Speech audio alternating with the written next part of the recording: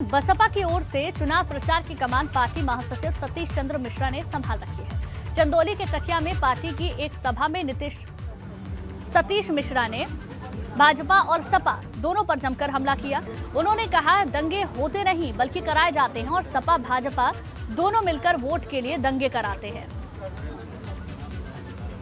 दंगे होते नहीं है, दंगे कराए जाते हैं। और ये भारतीय जनता पार्टी और ये समाजवादी पार्टी जो एक दूसरे से मिले रहते हैं, ये मिलजुल करके योजना बना करके अपने वोट की राजनीति करने के लिए इस तरह के दंगे फसाद कराने का काम करते हैं। अब ये छुपा नहीं है। ब्रेक के बाद आपका स्वागत है। बात बड़ी खबर की करेंगे। पश्चिम यूपी में रालोद ने बसपा में सेंधमारी शुरू कर दी है, क्योंकि पूर्व बसपा विधायक गजेंद्र चौधरी ने बसपा को अलविदा कह दिया है। गजेंद्र चौधरी बसपा छोड़कर राष्ट्रीय लोकदल में शामिल हो गए हैं। जयंत चौधरी ने गजेंद्र चौधरी को सदस्यता दिलाई है। 2 बार सपा से विधायक रह चुके हैं गजेंद्र। 2017 में विधानसभा चुनाव में बसपा के टिकट पर मैदान में उतरे थे और अब उन्होंने आरएलडी का हाथ थाम लिया है। जयंत चौधरी ने उन्हें सदस्यता ग्रहण कराई है और इस बार आरएलडी का जो गठबंधन है वो सपा के साथ है।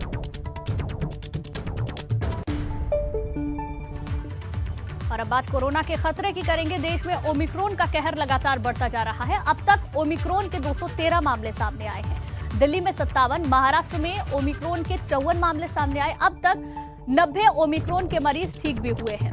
केंद्रीय स्वास्थ्य मंत्रालय ने इसकी जानकारी दी है। ये जो आंकड़े हमने आपको बताए, केंद्रीय स्वास्थ्य मंत्रालय की ओर से ये जानकारी अभी तक सामने आई है, जिसमें कि दिल्ली में 57, महाराष्ट्र में 54 मामले ओमिक्रॉन के सामने आए हैं और अब तक 90 ओमिक्रॉन के जो मरीज हैं वो ठीक हो चुके हैं। गनीमत यही है कि ये जो नया वेरिएंट है, इससे जो लोग प्रभावित हो रहे हैं वो ठीक भी हो रहे हैं, लेकिन खतरा लगातार बढ़ रहा है। ओमिक्रॉन के अब तक 213 मामले सामने आ चुके हैं, जिसमें कि दिल्ली में 57 है, 54 महाराष्ट्र में है और 90 लोग ठीक हो चुके हैं। वहीं उत्तरी भारत में शीतलहर का असर लगातार बढ़ रहा है। बर्फीली हवाएं लोगों को ठिठुरने पर मजबूर कर रही हैं। बढ़ती ठिठुरन और बर्फीली हवाओं को देखते हुए सीएम योगी ने शासन को सख्त निर्देश जारी किए हैं। यूपी के लोगों को शीतलहरी से बचाने के लिए पुराने रैन बसेरों में व्यवस्था दुरुस्त करने के साथ ही नए रैन बसेरे बनाने के आदेश भी पारित किए गए हैं। साथ ही नए रैन बसेरों के लिए धन भी उपलब्ध करा दिया गया है। सीएम योगी ने यूपी के हर जिले में गरीबों को सर्दी से बचाने के लिए अलाव जलाने और कंबल बांटने के निर्देश दिए हैं।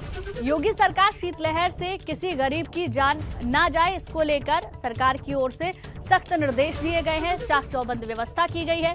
इसके लिए सरकार ने प्रदेश भर में जिम्मेदार संस्थाओं को पर्याप्त धनराशि देकर रैन बसेरे बनाने के काम में और तेजी कर दी है। सरकार की मंशा है जगह जगह रैन बसेरे बनाकर शीतलहर से निराश्रित, अक्षम और गरीबों को शरण दी जाए। सरकार ने जिम्मेदार अधिकारियों को ये भी निर्देश दिए हैं कि रैन बसेरे में साफ सफाई का भी खास ख्याल रखा जाए। किसी भी तरीके से अवैध कब्जे रैन बसेरों पर ना हो पाए। सीएम ने सभी जिलों के पुलिस अधिकारियों के साथ ही प्रशासनिक अधिकारियों को भी सख्त निर्देश दिए हैं।